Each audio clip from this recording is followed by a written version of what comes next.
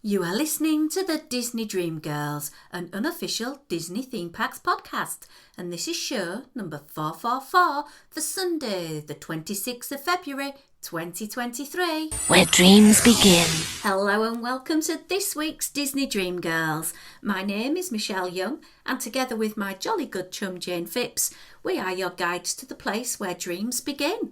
Well, this week we are wishing ourselves onto a boat, or not, as the case may find out. We have our wonderful friends Sam and Ashley from Real Life with Sam and Ashley to talk about their recent Disney escapades. Hello and welcome, both of you.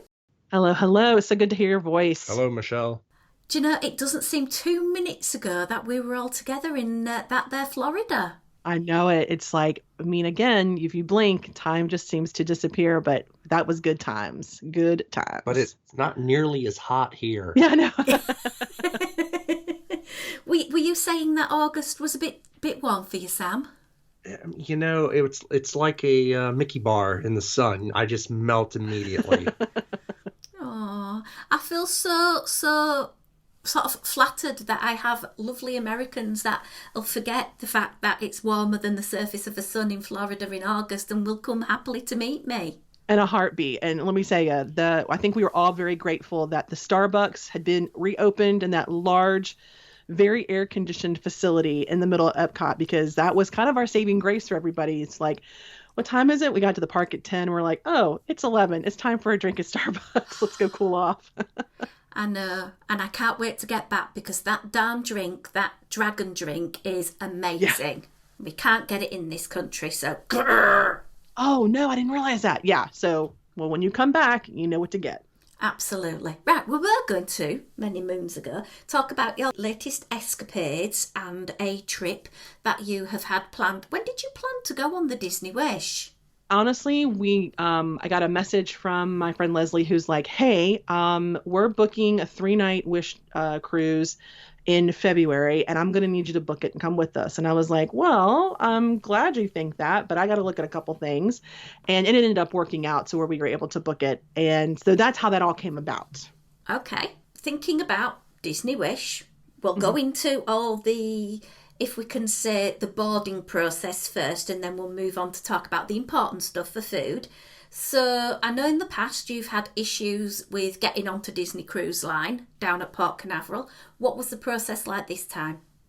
Sam, why don't you pick it up from there? Honestly, Michelle, I would say this is cruise 11 or 12 for me. I lost track. I'm platinum member, so we've been on every ship. So this was now we've checked off all the boxes for ships. This was the honest to goodness, the smoothest process ever. Pulling in, to being directed to which number to go to, a porter right there took our bags. He was literally took it away from us. We were able to park and we walked in, and it was the smoothest process we've ever experienced on any Disney cruise ship. And I think that goes to two things. So number one, we arrived there after making a Starbucks run right there in Port Canaveral. We ended up arriving there around 10:15, 10:30. Typically later, it gets even crazier. So, more cars show up. There are limos showing up because of people who have hired cars to bring them to port. So while it was definitely busy, it was a controlled busy that has never been that controlled before. And so, and there had been comments made, well, y'all got here at the right time because it's going to get busier. The other thing is that they've extended the actual entrance into the port as far as the actual, I guess you'd call it the patio, if you will, that takes you into security. So that whole process, there's more lines, there's more space. There were plenty of cast members out there to direct you and say, this is where you need to go. There is a separate line for platinum members. There is a separate line for concierge and all of that. I will tell you that, and I was lazy and I didn't get us a good booking or a boarding group. So we were like boarding group 21. And I knew that by showing up early, they may even say, hey, like you're going to have to wait out here. You can't go in. So what was really great was not only were we able to get in quickly, but a cast member saw how our boarding group was 21. And she did something magical and came back and said, actually, you're in boarding group number 3. So we ended up getting a magical group. We didn't have to wait nearly as long, and it was awesome. So, and I honestly was prepared to be told, you might want to go back to your car and wait because it's going to be No, a she was while. like, it was nice. She wrote it on the card and said, "Here's a little pixie dust that's been sprinkled on for you." Yeah. And she said, "Just show them this. Don't show them anything else. Just hand them the card." Right. So given the fact that we have had, as a matter of fact, was that our first cruise back to Port Canaveral? Because our last cruise together It was Galveston. Now I'd been on there. I'd been to because of the girls trip, but it was just a way better experience. And I know they had to make improvements to the port because of the ship being the Wish and being larger, but it was absolutely, to answer your question, the best boarding experience we've had ever. Can I just propose a reason why I think it's got better? Go for it. COVID, because they had to change how they boarded people on because of the restrictions that were in place once they started sailing again. Last August, when I got on the Fantasy, it was so smooth, so straightforward, no waiting around, no crowds. Literally, we got there, we checked in, and we were on that ship. It was amazing. So, I mean, that's an excellent point. And I guess that's the silver lining in this, in that when there were things going on, I mean, the learns and the takeaways from COVID being that in a situation like that, where you can make a boarding process that much more seamless, it's a good thing in my book. So you're on board the ship, and we all know the only reason why people want to get on board the ship early is to go and get food. So let's talk a little bit about the dining experience that you had, because I gather there's different restaurants on this ship that I've not been into. So over to you guys. All right. So when you're talking buffet, so when you get on the ship, you have two options. You can go upstairs to on deck 11, in this case, and you can go to what's called on the other ships cabanas. It's now called the Marceline Marketplace on the Wish. And then you have the option of going to the sit-down version of lunch, which in this case was held in Arendelle, which is, of course, the frozen restaurant. Our friends went to the buffet. We said, nah, we want to sit down. And I honestly wanted to kind of scope out more of the ship. So that allowed us to kind of go view the hallway that leads down into the restaurant and kind of take it all in without it being dinner time and trying to rush through that. The food situation on this ship, and we can go into more detail, I would definitely say has been definitely improved. Would you agree with that statement, Sam? Very much so. The food has definitely gotten better when you talk about all of the food options. Right. So honestly, it didn't matter if you were in what restaurant you were in. Now, obviously, the Marvel restaurant was not open for us because those, just to be clear, so the three restaurants that you have an option when you're doing your rotational dining, it's going to be, is it called Marvel? It's Marvel Adventures. Yeah, Avengers restaurant. And then you have Arendelle, and then you've got 1923, which is, if anybody's ever been to Steakhouse 55 in California, it's very reminiscent of that, but actually even more so, which I really enjoyed that restaurant, as far as the decorum and I just liked how it felt overall, as far as a enhanced dining. It has the restaurant is split into two parts, the Roy Disney section and the Walt Disney section. Right. So that's another interesting point, because this ship does not have the elevators in the middle, it only has them in the aft and in the forward. It makes for a very interesting entrance into the Grand Hall. So as Sam said, in the middle of the restaurants is one of the main walkways to the back or the aft of the ship and to other bars and to the Marvel restaurant. And then on either side of it, you have the Roy Disney and the Walt Disney 1923 restaurant. The food there. Did you have, I think you've got pictures of menus maybe, or? I do. And I was going to say the other food option is out on, is it deck 12? For basically Mickey and Friends Festival of Foods. Yes, this is really important, Michelle, and this is kind of an exclusive for you because we haven't even talked about this on our show, but this is a really good time to bring it up. The quality of the food, once we got on the ship, we immediately recognized, okay, the quality is definitely better. And again, we started out in Arendelle. Now, if we wanted to talk about spacing of the restaurant and how it felt a little more compact, that's another conversation. But the food quality was fantastic, and we really enjoyed our lunch. I've gotten, in my old age, I've gotten really particular about my food being warm, not like lukewarm. Like in this instance, I ordered the empanada. Okay. And I've had instances when I've gotten on the ship and it's been served that it's been cold. I don't want a cold, empanada. I would like, I'd like a warm one, something that tastes like it was just made for me. And I never had an instance on this cruise where the food was ever cold. that was a thing for me. The section of like on the other ships where you can go get your burger, your chicken tenders, that type of stuff, they've really kind of plussed that up in a big way. The Mickey and Friends Festival of Foods, and you've got different sections. You've got a section that's the traditional pizza, the cheese, the pepperoni, a prosciutto, and a lot of this is made to order. Sometimes they've already got some of it made. Then they've got a section that's Mexican themed, like the best way, chipotles. So chipotles here is so you walk up and you order like fresh. I think the option is like taco, burrito, or bowls, and they're like basically you tell them what you want. Do you want pork? Do you want chicken? Do you want the steak?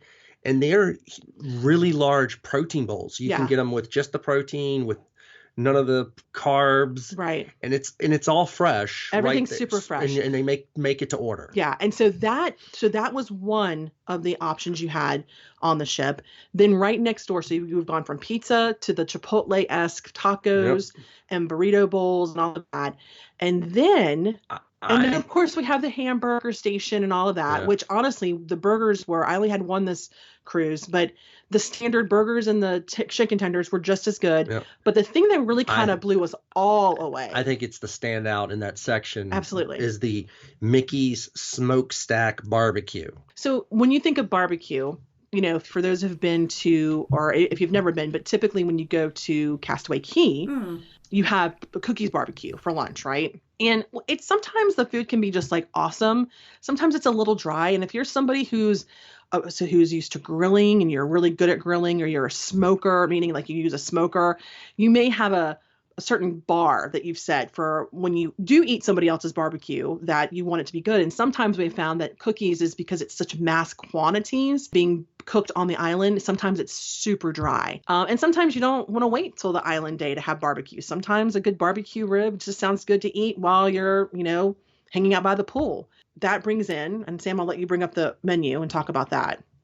Yeah. So the Mickey Smokestack Barbecue, Michelle, they've got beef brisket. They've got St. Louis barbecue ribs. They've got smoked chicken. They've got fresh mac and cheese, fresh potato salad, cornbread, which was probably, if you were going to be like weak points, that would have been the weakest thing, because to Ashley's point, it wasn't warm. And for us Americans, cornbread is especially in the South, served warm is the way to go. But all of the other items, I mean, from being someone who's eaten plenty of these things, the brisket might have been the only thing that was the weakest of the items. But the chicken was perfectly cooked, perfectly seasoned. It was moist. It was tender. It wasn't dried out. And like to Ashley's point, it was so much better than anything I'd ever had on Castaway Cay at any trip ever. The ribs, the St. Louis style ribs, they were amazing. Pull right off the bone. They had a couple of different barbecue sauces, a little more kick. If you like a little more spice, if you want something that's a little more mustard based, if you want something sweet and tangy, they had all of the things covered. The only thing that was funny, which we didn't experience, is a vegetarian went up and said, "Do you have any vegan options at a barbecue thing?" And they went, "We got pickles." Yeah. No. We yes. So we were in stunned silence. We just were, but to the cast members' credit, they offered pickles. So good for them. But I mean, this was probably, I think, the standout part of that area, and it was just wonderful. It was fresh. It was very delicious. So much so that even though we typically eat, get off the boat on Island Day and then go eat there, it was enough for us to be like, we spent maybe an hour on the island and came back to the boat to enjoy things about the boat. But specifically because we're like, we would rather have lunch at the barbecue place because we hadn't had a chance to try it. Yeah. So. And we were like so happy. We totally made the decision to come back to the boat that day. It was a good decision. So I think that's one thing to be excited about when it comes to the ships, is that I know that Disney and the cruise lines have been getting feedback about, you got to make improvements on the food. You got to plus up the food. And they really knocked it out of the park with what they've done, and with the addition to these additional restaurants, or I don't know if I should call them restaurants, but the food options that are poolside. And one thing is, when you're on a quite short cruise like this, 3 nights, it's nice that there are 3 main dining rooms and you get the ability to dine at each of them. Right, exactly. Which was one of the reasons why we didn't do Palos. So we had the option to book the dinner, but I was like, I want to make sure we get into all the restaurants. So yes, to your point. Which was the favourite out of the 3? Ooh. Oh, wow. And it's okay for Sam to sort of choose one for the theming over the food. Well, I was gonna say the official name for Marvel is World of Marvel, Avengers Technology Showcase. That's because it's all about that, and it's an interactive sort of experience with Ant-Man and Wasp. And it's very fun. It was and they actually got Paul Rudd and Evangeline Lilly. Thank you. Doing their actually in full actual costume, doing the part, like it's not somebody else. So, which I was actually happy with that. Yeah, it was actually. So all of the restaurants are beautifully themed, like beautifully themed, and so that part to me is because I want to eat in a nice environment when I'm sitting down, and I really enjoyed that. As far as the food. Oh man, I'm almost partial to say that maybe the Marvel night, or was it Arendelle? Arendelle was hard to enjoy in this. I'll just say this. It was a very hard time to enjoy the food there. I'm going with Marvel because those were the best desserts. That was the best everything. Oh man, I don't know, Sam. Am I messing up? Well, you could I think the thing is you could pick certain things. I think Arendelle would definitely be my lowest rated of the restaurants. I would agree. I will say on a 3-night, Michelle, one of the big differences, even the night when they do pirates, they didn't do pirate-themed food like they've done on other cruises. On a 3-night, they don't do it. They just stick to the regular menu. It's only on the 4-night where they'll actually have a separated menu. Right. That's something I didn't know until this cruise. But I would say Arendelle's is absolutely last. And it's because the show is so loud and you're so crammed in from a space standpoint, you can't hardly enjoy your dinner companions and have really conversation. Hard. You just cannot hear them. And it's going on so much. It seems like they just didn't have a good sequence of timing for that. There were some elements. I liked the environment of 1923 better than Marvel. 100%. Overall, you're probably right about the food, although I'm trying to remember which place. I have to look at my pictures to see who had because the ahi tuna, which I think was at 1923, was by far the best tuna. Right. I mean, if I could have gotten that, which I probably could have, I just would have had to ask. Yeah. That was top notch, but the beef dish at Marvel was pretty spectacular. Yeah, I agree. Yeah. So I'm going with, in my brain, I had pretty much calculated, okay, well, probably, you kind of think Marvel's going to be like the lowest of the rate. And it ended up being one of the best dining experiences as far as food quality, options, and the desserts were fantastic. I'm sure Sam's pulling up pictures. Here we go. Yeah, 1923, the Alameda Porcini spiced ahi tuna. Oh, that sounds good. Yeah. And can I just ask? Yeah. This is just between me and you. No one's listening. Did you manage to slip one of those plates in your handbag? Because aren't they the cutest? They are pretty awesome. Actually, do you know what we really love? It's funny you say that because if that had happened, and I'm honestly surprised they're not selling them in the Mickey's main sale. The glasses that are used in Arendelle for your tea and for your water are gorgeous. They're gorgeous. And they're heavy duty. And they're heavy, and they're super heavy duty. Like I was like, I would buy a set of these in a heartbeat. They're in this beautiful green. I'd say it's the Arendelle teal. Yeah, that's what it is. They're stunning. I'm like, I will buy a set of these right now. Somebody sell them to me. Just like we found at Tiana's place on the Disney Wonder, there are the glasses in her restaurant. I was like, I would buy. They're gorgeous and they're heavy made.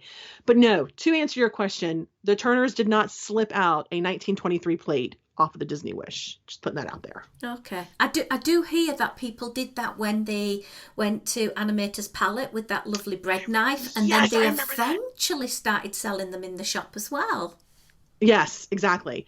I'm actually surprised that nobody's tried to take off with one of the interactive devices on the Marvel table, but it's probably just a matter of time.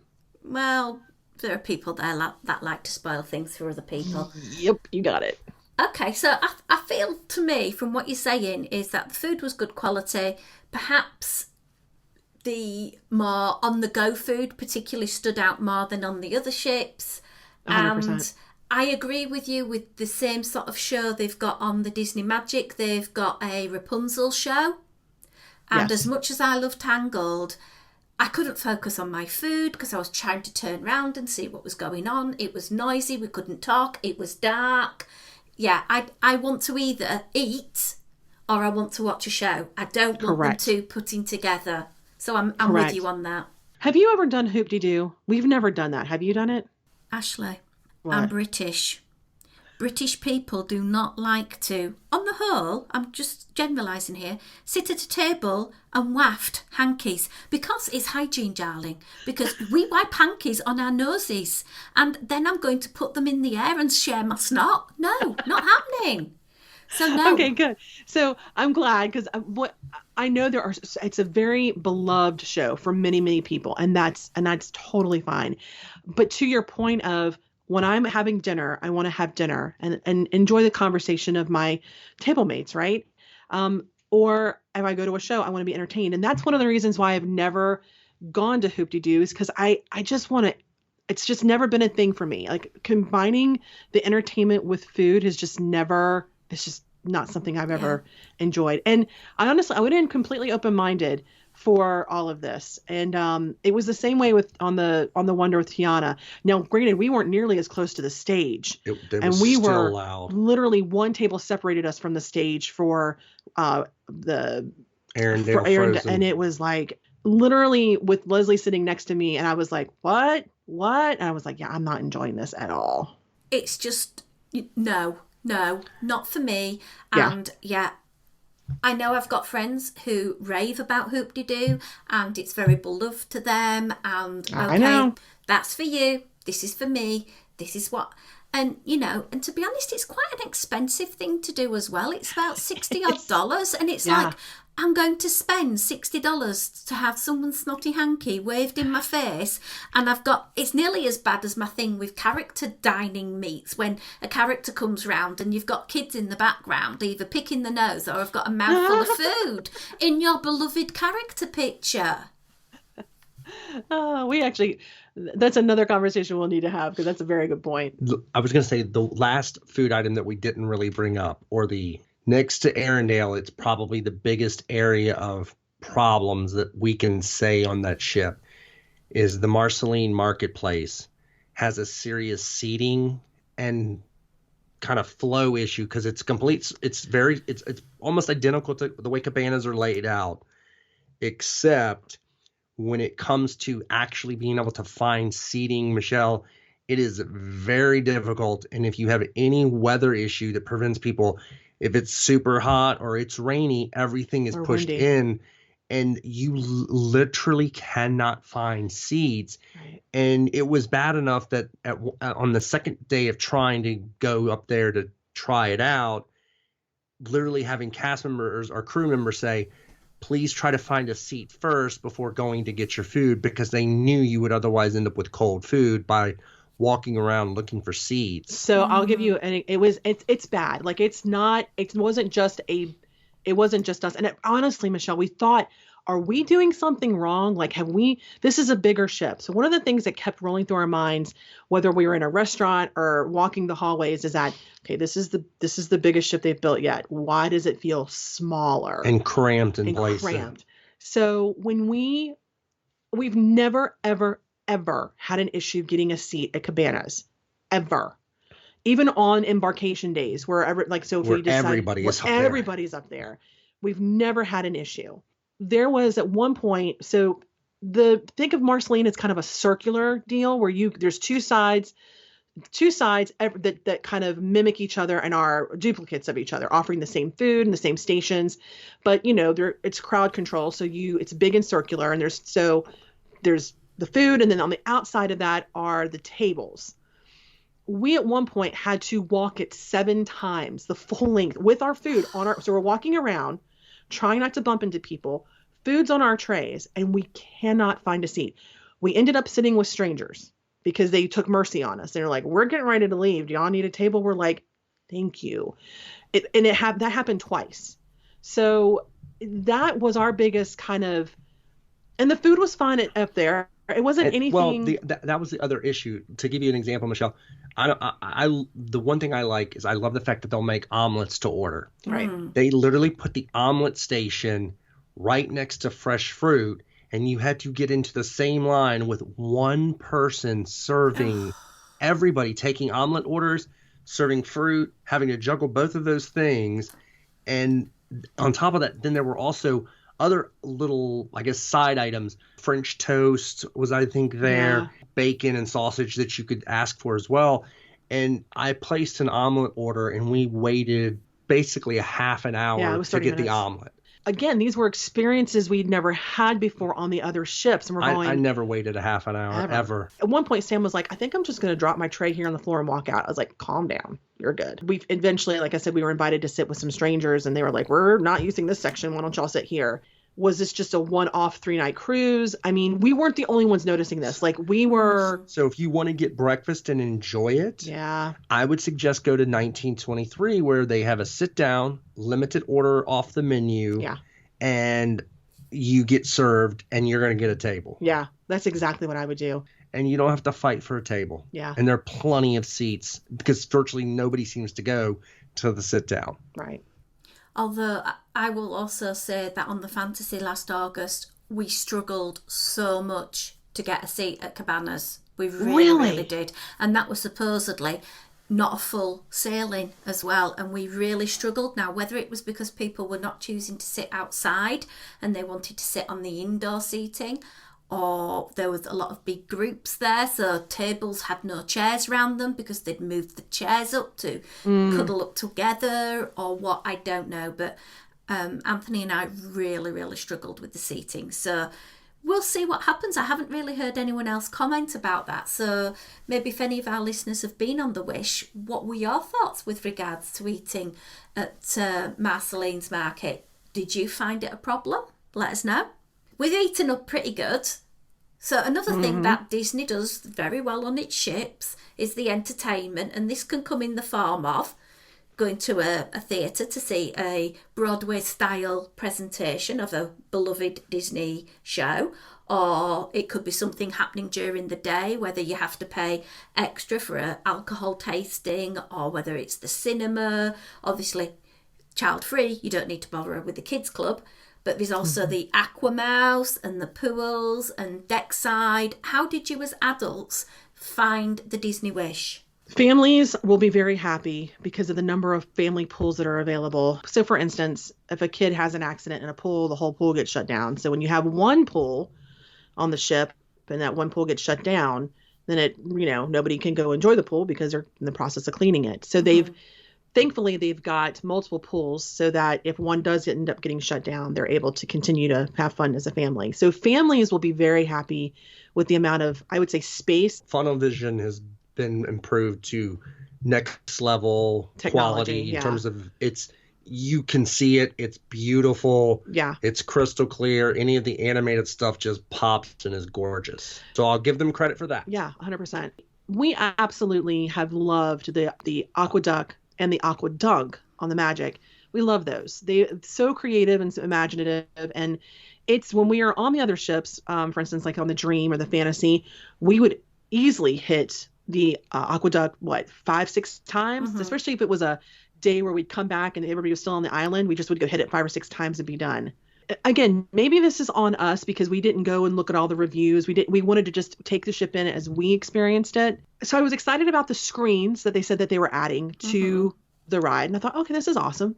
I like this idea. It's got that feel. It feels like the Runaway, what is it? I always want to call it Runaway Train. But that's what we've always called it growing up. The railway thing? That's at Hollywood Studios? Yes, it's very similar, the animation stuff, to me, at least to me. Right. So I thought that you would get in your raft and then you'd be kind of going past these screens, sloshing in the water in your raft and enjoying the ride. The first minute, literally the first minute, you're sitting in your raft, which the rafts have been improved greatly. But you're on a conveyor belt. Slowest conveyor belt ever. And you're just on a conveyor belt and you're just going up, up. It's not. There's not like 15 screens going on at once that you're passing and watching a show. It's every other screen. It's very weird. If you're not in the right timing, you might get a little driplet of water as it gets squirted out at you. Right, because it's interactive. And Michelle, imagine a dark enclosed tube gets warm. Yeah. This was February. It's not even the summer yet, and it was getting hot and humid and warm and humid in there. And I'm like, unless they have an airflow system that I am not aware of, yeah, it's going to be incredibly hot in there during the summer.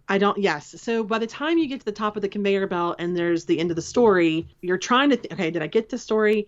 And then it becomes a water ride for 35 seconds and it's done. I thought that you'd get on the raft and you'd be sloshing through and passing through screens as you were on the ride. And even if it's not a minute, even if it's 45 seconds, it is the longest 45-second conveyor belt ride I've ever been on.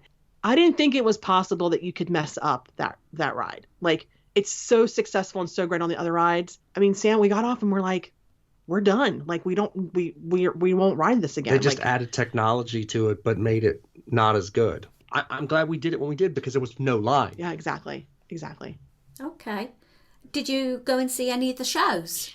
We did. The only show we did not go see was because we've seen Aladdin several times on the other ships and we've seen it in California. Mm-hmm. And I really wanted a night where I could just not feel like I had to leave dinner and get to my show. So we did the first night, which I actually really enjoyed the first show because it was goofy. He was the main character. He was the star of the show. Right. Which was about him becoming a captain. Yes. And it was super cute and I really enjoyed it. It was now a first for us. We've never had this experience. Again, Michelle, you're getting all the exclusives. In the middle of the show, it stopped. Like, it basically malfunctioned after Merida came out and shot shortly she shot her bow. Yeah. An arrow and put the bow down. There was supposed to be some cue. Right. And something else was supposed to move and it just stopped and she then literally ran off stage, and all of a sudden, here comes the cruise director. Like, well, I wasn't expecting to see you guys this quickly. What had happened was we were in the balcony, and it looked like one of the trap doors on the stage wouldn't shut, so they had to stop the show and get it. Basically, Sam said they had to turn it on and off again. Yeah, to get it was just an IT Crowd reboot scenario. You see, I was imagining she'd shot somebody in the eye with her arrow. So we were like, oh, this is different. This has never happened. Anyway, so they picked right back up from where they left off, and it was a very fun show, and we really enjoyed it. They actually kind of went back to like just the previous. It was all that sequence. They redid the whole thing, which was very good. Little Mermaid was it was different because everything else has been Nemo. So I've never seen a Little Mermaid show, and let's just say that it was interesting. And I'll say this because I don't want to spoil it for anybody, but on two fronts. Disney's really good about, with their sets, being able to use certain parts of their sets for multiple reasons. And let me say this about the talent. The talent was fantastic. Some of the voices were just outstanding. Like, I mean, seriously, like, again, Broadway caliber. You sit back and you're just like, that part was phenomenal. I think it was so anybody here remembers the original Little Mermaid, Eric's on the ship and basically runs the ship into Ursula, right? That's how The Little Mermaid ends. It's pretty dramatic, pretty violent. So obviously you're not going to necessarily do that. But do you know how in Aladdin, how they kept it true to the story? Like even bringing up Jafar when he turns into the cobra and they're able to bring that cobra to life up on stage and still keep true to the ending. They weren't able to do that with The Little Mermaid for whatever reason. And it kind of fell flat, which bummed me out because the Little Mermaid's voice was phenomenal. And I was just like, really? Like y'all did it for what? Why did it end like this? That's weird. Great show as far as spectacle and talent and voices. Kind of falls flat for story, considering I'm like, okay, that's fine. Our opinion. If you've got little ones with you who are not going to care, they just want to see Little Mermaid up on stage singing, take the kids. But for those of us who have been fortunate and blessed to be able to go see Broadway shows, knowing that we're getting that caliber to see that the story wasn't able to be followed through with, and you're just kind of like, I'm not saying, well, actually, are you saying that you needed to see Ursula stabbed in the back with the ship? It's not what I'm saying. Ursula wasn't very intimidating. Big voice. But there was nothing to match that to look like Right. truly like Taking Ursula. her down. Right. I know. And the fact that they were sailing on a piece of driftwood, not a boat, was a little kid's not going to care, but every adult's going to go, what are they sailing on? That doesn't really look like a boat. Right. Even if I'm trying to stretch my imagination, that's not giving me a boat feel. The shows were, again, Broadway caliber. I thought the Goofy show was the best. I agree. Because they did a lot of things, incorporating a lot of the other sequences of characters, bringing them in to encourage him in his endeavors to try to become everything he wanted to be as a captain. Yes. I thought that was so. lovely. That was their exclusive for the ship. Yeah, and I loved it. I absolutely loved it. So even with the hiccup, it was awesome. As far as the other theaters, the one main, the real positive of all the things layout, it's the only one that I will say is the positive, is they have all the theaters clustered together, Michelle. So instead of like on a couple of the ships where there's a theater towards the aft, the Walt Disney Theater is the primary theater on decks 3 and 4, and on decks 4, it's the other two smaller theater, the Neverland and the Wonderland, that are the smaller ones where they do presentations and they do the actual movies, so they can run two different movies simultaneously. So they had Wakanda Forever and Avatar on either side going on, and in there. They're not big at all. They're nowhere near as big as some of the other, like on the Fantasy, they're not even that big from a total number of seats. But again, because of all the new technology, they look amazing. Visually, the projectors are gorgeous. Oh, well, lots of pluses so far. So we've done food, we've done entertainment. Let's talk a little bit about your accommodation. I know that you opted for an inside cabin, something that you've used and been quite happy with in the past. How did the Wishes version match up to, say, the Fantasy or the Magic? Room-wise, square footage-wise, was exactly what we expected. What was not expected were two things, and they're kind of big for us. The storage situation and the lack of drawers was not expected. On every other cruise I've been on with Disney, even in the interior rooms, there's always drawer space. Now they have open shelving. So when we get off on a ship and we unpack, and we have these little cubes we pack in, and we put those cubes in the drawers and put everything in neatly. I like that. I don't want to see my unmentionables sitting up on the shelf in the open cap. Okay. I just don't. Like, I want my room neat. Well, so, Ashley, can I just say, you could have left some unmentionables just for display purposes. Yeah. Just to really freak out your room steward. Yeah, that poor. Well, we'll get into that in a second. He could not handle any more drama. Poor guy. So I'll get into that. If you're going to book an interior room on the Wish, you need to be very organized. Now, again, you've got space under the bed to put your suitcases, which is wonderful. But there's just, again, we got really creative with our space on the couch, and that's how we kind of lived. And I know people say, well, you're not going to be on the ship, or in your room for so much. I'm like, well, you don't know us, because sometimes taking a nap is required. So I'd like to go in my room where it's cool and quiet and take a nap. A couple other things. It's not in other ships, there's the TV, and the TVs on the other ships have been smaller, but they've been on arms. So you could adjust the TV. So if you were sitting on the sofa, you could move the TV so you could face it that way. And then if you're in bed at night watching something, you could turn it to face the bed. It's not going to be the situation on the Wish. It's mounted, in our case, it was mounted on the wall in such a way that it didn't have an arm. It was basically towards the foot of the bed in terms of a location. Yeah. But it was stationary. You could not move it. So there was no place to actually really watch it in a good viewing angle. It was like, why even put the TV in the room? Right. That part was interesting. And our room was quite warm. And that is something we noticed about the ship. Again, we were keeping comments to ourselves. Like, we were just like taking everything in. First night, so we woke up the next morning, the day that we're in the Bahamas, and we had an 8 a.m. pedicure. And our friend Leslie was joining us, and she was running a little late. And Leslie doesn't run late for things. So I was like, oh, she's running behind. It's kind of weird. Because she's an early riser, unlike me and Sam, who were like, had to force ourselves out of bed. But we were okay forcing ourselves out of bed for a pedicure. So she comes in and she's like, sorry, I'm late. I'm like, what's going on? She's like, I was at guest services. And I'm like, you never go to guest services. What's going on? She's like, well, we almost burned alive in our room last night. And she had her 5-year-old niece with her who woke up bawling and pouring in sweat. Funny you mentioned that, because Sam woke up and I woke up at about, 3 a.m., pouring in sweat. Now, we had adjusted our thermostat to the little snowflake while we were in the room. Well, we turned it as low as we could. Yeah. And because the whatever that super setting is, Yeah.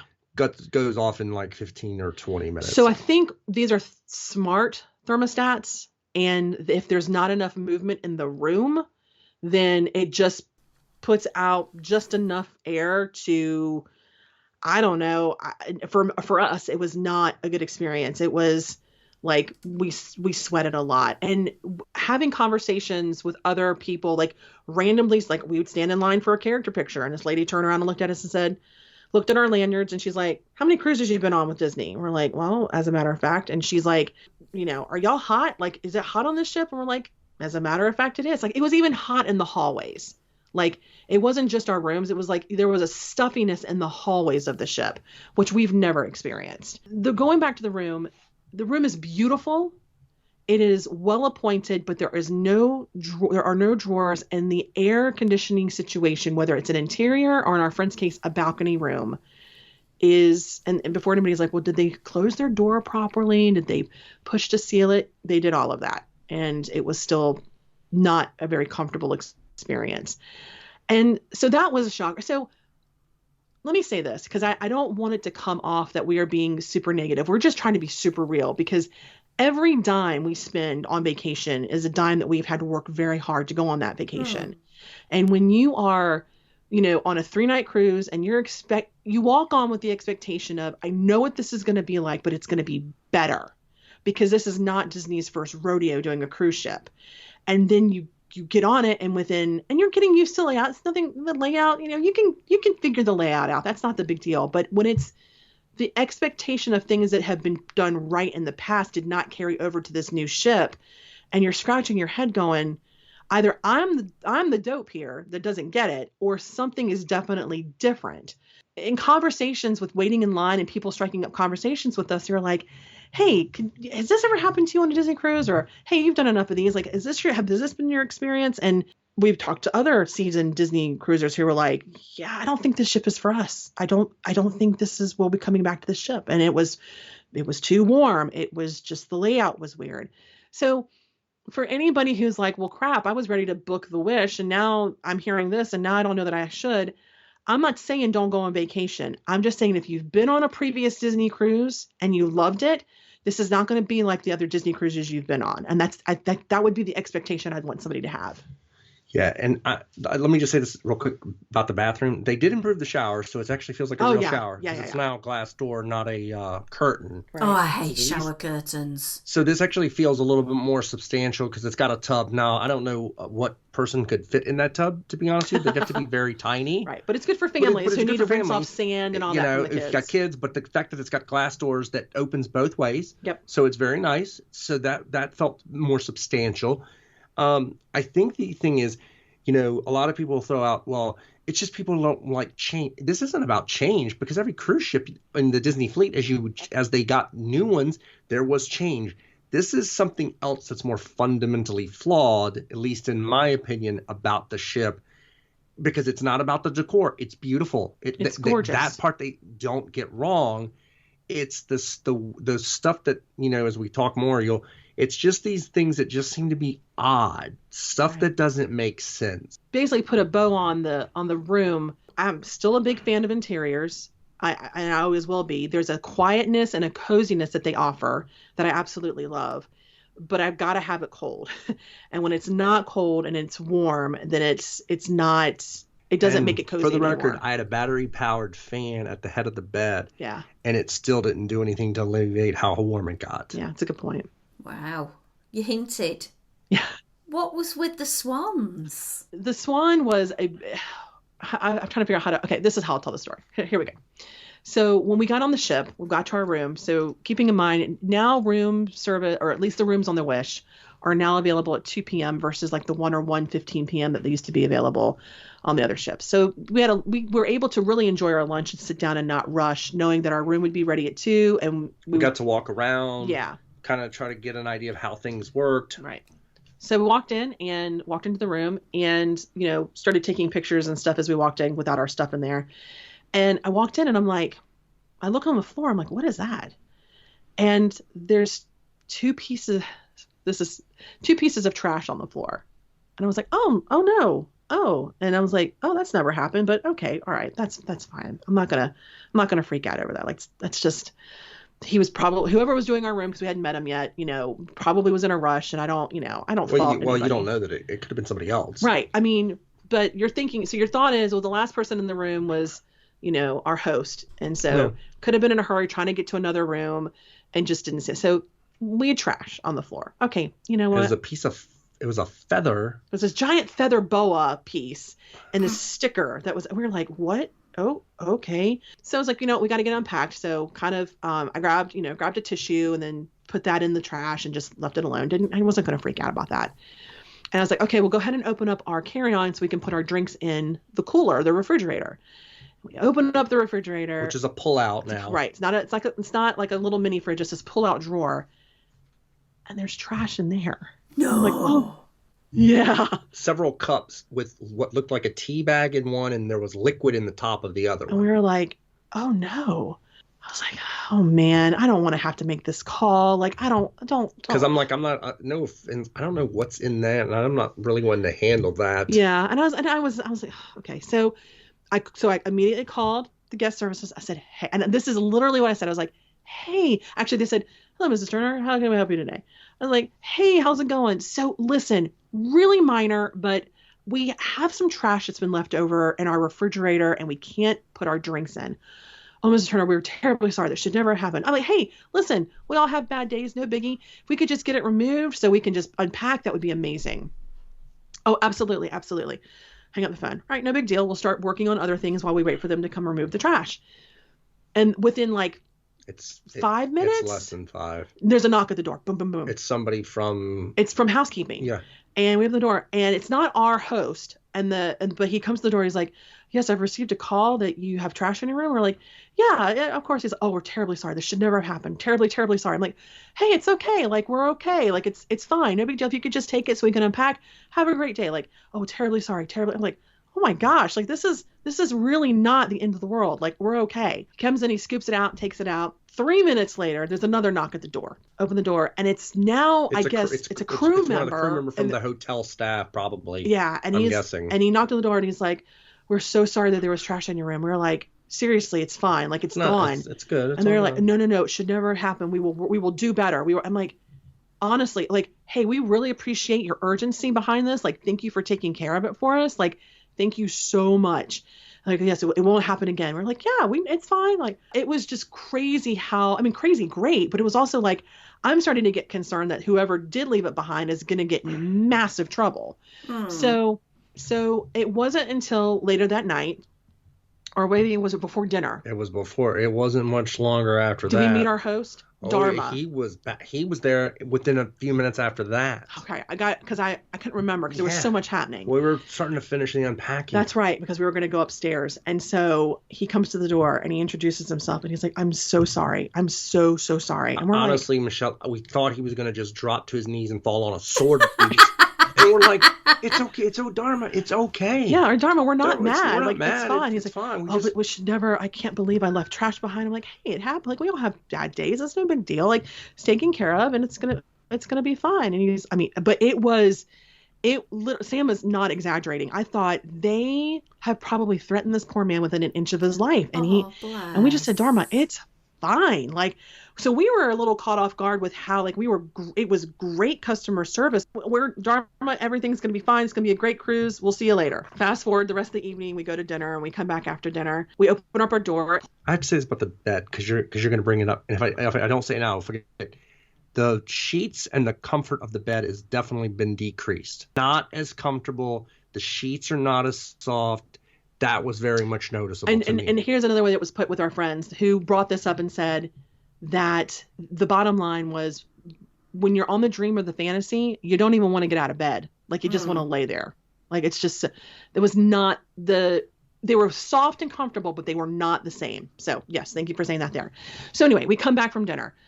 Our turn down service is done, but the curtain has been pulled. So I'm like, and the lights are dimmed in the bed area. I'm surprised Barry White wasn't playing somewhere in the room. So anyway, I walk in and I'm like, okay. And I almost jumped out of my skin because when I pulled back the curtain, I wasn't expecting this giant, enormous towel animal of two swans with these were the rose petals in the picture I sent you are real rose petals. Like, and then chocolates adorn the bed along with, he went in, the two little kind of sponges that you see are from the from concierge. Concierge. So he'd gone to concierge and gotten into their stuff and gotten us stuff out of concierge, and that is what you see decorated on the bed. I'm not one of those who's like you probably know this, Michelle, but in the United States there's a place called the Poconos, and the Poconos was always known for like this over the top romantic like your hot tub in your room would be the shape of a champagne glass or something like that. Like that kind of stuff's a little over the top romantic kitschy. For me. Very kitschy.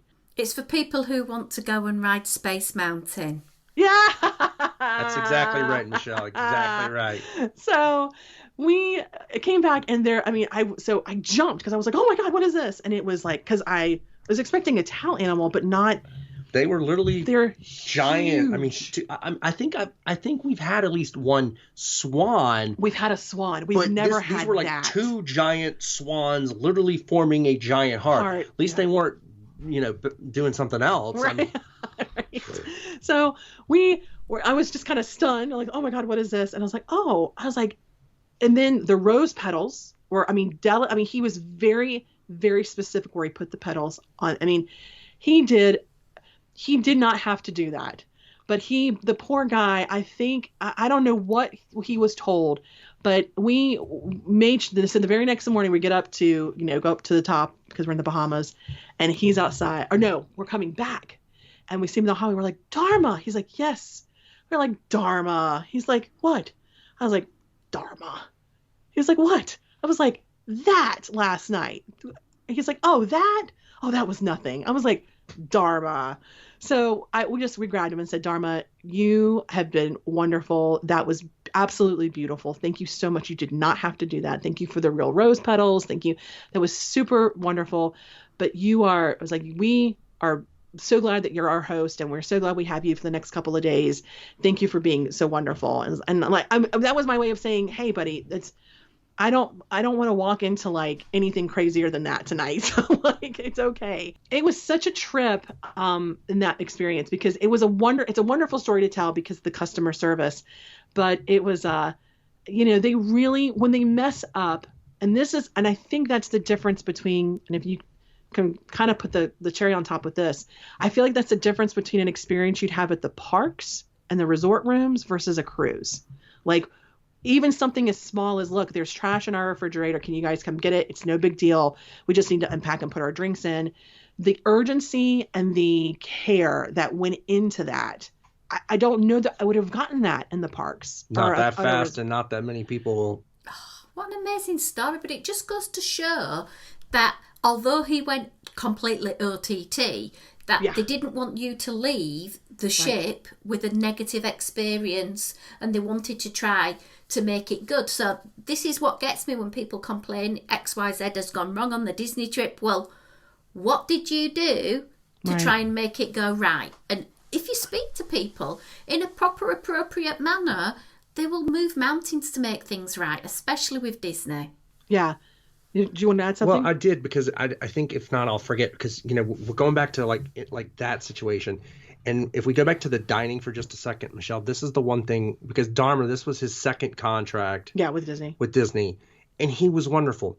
I will say this, of all of our dining experiences, we had a new server who this was his first time as a solo, as the primary server. Right. So he was new in that capacity. He'd been promoted. His name was Zinzani. He was wonderful. He was likable. He was charming. He wanted to take care of you.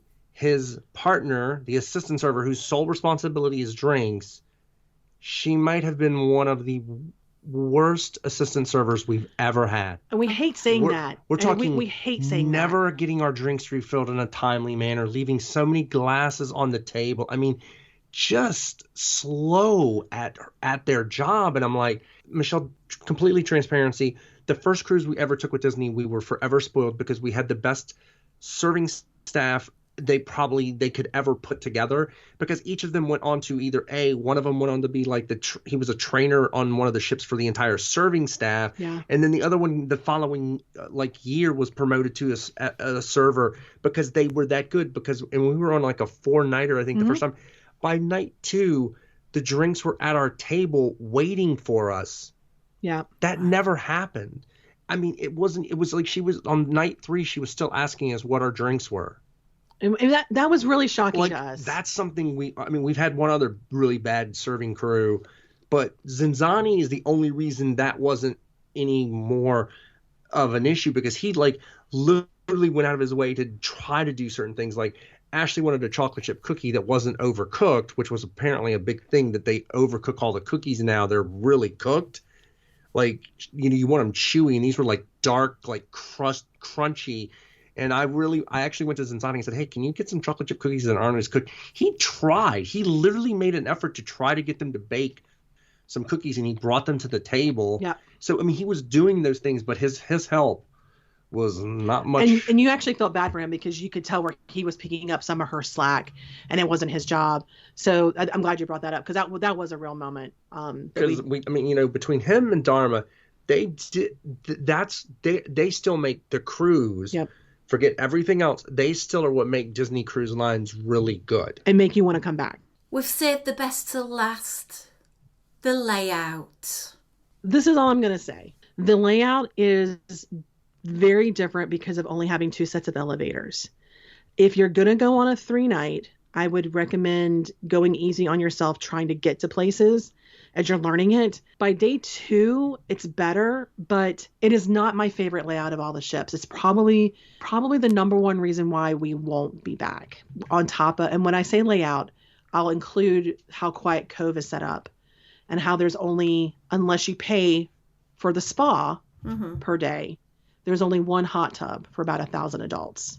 And one section of Quiet Cove literally backs up to the entrance area of Aquamouse, so you hear the animated voices playing very loudly on the loop, so because you're right there. So if you don't have headphones, like your AirPods or something that are noise canceling, most people are like, I just want to sit on the top deck and listen to the wind and seagulls while we're in port. And that's fine, but you're not on that side. Not on that side. Not on the port side. The way I described it, Michelle, is they took the ship, they cut it into thirds, stuck elevators in the forward and the aft, with all of the attention brought to the grand hall in the middle, which looks huge and enormous, but it makes everything feel cramped in places. And the fact that you have gift shops immediately right there, just past the grand hall, as soon as you get onto the ship, which doesn't feel very Disney. It feels very much like other cruise lines from what I've read and seen, or at least what I would envision other cruise lines being.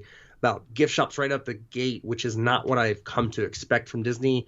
They always seem to push them a little bit further out from the entrance. And we're not talking about Mickey's mainsail. That's on the next deck. I'm talking like timepieces and purses and things of that aren't Disney related, if you will.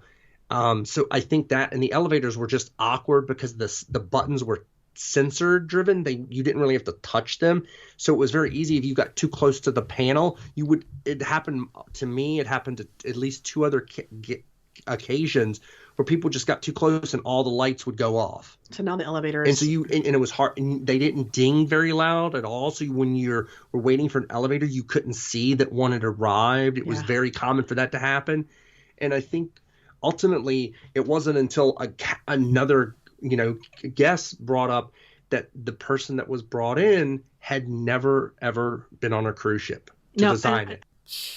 Let me make sure we state that clearly. We had bumped into another couple who were also trying to enjoy the Quiet Cove pool for the adults while nobody was on the ship.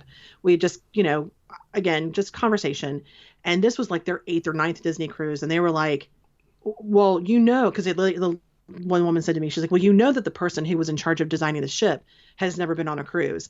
And I was like, oh, really? And internally I'm thinking, that's not right. There's no way. Like, she just misread something. So we had the internet available. Sam's like, let me do some research. Sam started researching it, and lo and behold, discover that indeed the closest that the person who designed this particular ship had ever come to being on a cruise was that her father was basically a Navy captain in charge of a naval vessel. And that was something that was important to her, which it should be. I know what it's like to have a father who's highly regarded in a retired field that he's in, but it doesn't make me a firefighter. So it's like when we started doing the research and realizing that indeed she's in an interview where I've never been on a cruise, but I've been given this golden opportunity to design this beautiful ship. And you're just thinking, again, our friends who are with us, Leslie looked over at me and she's like, you think you would want to have gone at least on one of your competitor ships to know what it's like, just to get an idea. So that when we discovered that was indeed the deal, that the person who did design was given carte blanche, design this ship for a fresh perspective, it immediately answered all the questions that we had about the actual layout of the ship and who thought, it is obvious the person who designed it has never been on a ship.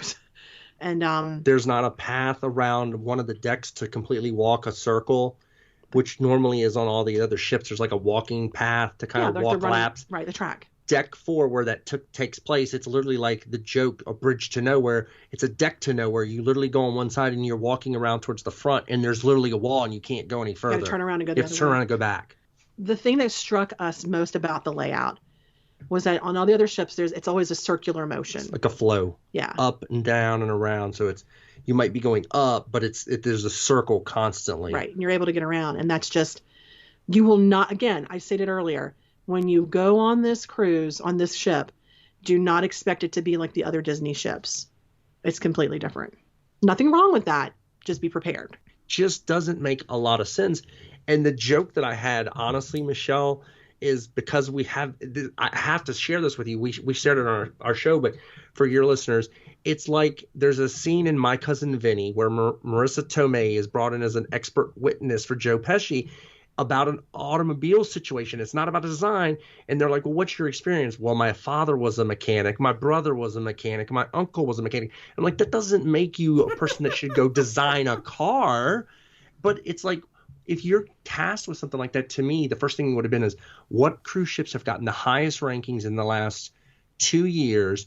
Go get on those cruise ships for the next 2 months on short trips to see what makes them amazing and great, and bring some of those elements a fresh take versus I've never been on a cruise ship and that's how it's a fresh take. Right. Again, we're not saying you shouldn't cruise this ship. We're not saying if you've already booked it, you should not go. We're not saying any of that. We're just saying as seasoned Disney cruisers that we were expecting the greatness to go up a level, and it didn't. So and again, because we cruised with the least expensive room we could get for our budget, we will make sure that we direct those dollars to a different ship that we can go on and expect certain things we've grown to love and are accustomed to on those ships. That all makes sense to me completely. One day, you never know, I may get on this ship. I did quite a bit of research about it because I thought, new ship, it'd be nice to go on it. But having spoken to yourselves and a lot of other people, they're all coming back with the same thing, that it was good to do, but not to do again. Right. And if you've never done a cruise, then this is probably a ship that might be a good one for you to start at before you go on the good ones like the Fantasy and the Dream. The only concern is we did have especially one woman who turned around in line when we were waiting for pictures, who, engaged us in conversation. And she was like, I paid a lot to do this Disney cruise, and I just don't feel like I'm getting my money's worth. And she was like legitimately saying, I'm very disappointed. And she's done Carnival and things like that. She's done Carnival and other ships. And she says, I just don't feel like I'm getting the value based on what I'm experiencing. She's like, the pictures, that's great, but I'm not feeling like I'm getting what I paid for. That was literally our last night with getting character pictures in line. And I was just typically by that end of the night, you're having conversations with and other people in line, and they're like, I'm so sad we're getting off the ship tomorrow. I don't want to get off this. Like, you're talking about how sad it is that your vacation's ending. And we never had a conversation with anybody like that, which was so different.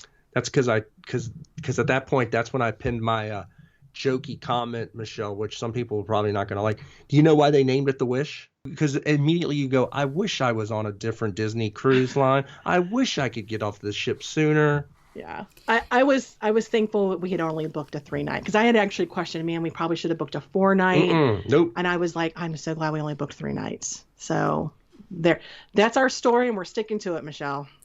Well, do you know what? I love the pair of you for sharing your wonderful trip with us. The good, the bad, and the wishful, should we say. Yes. And very good.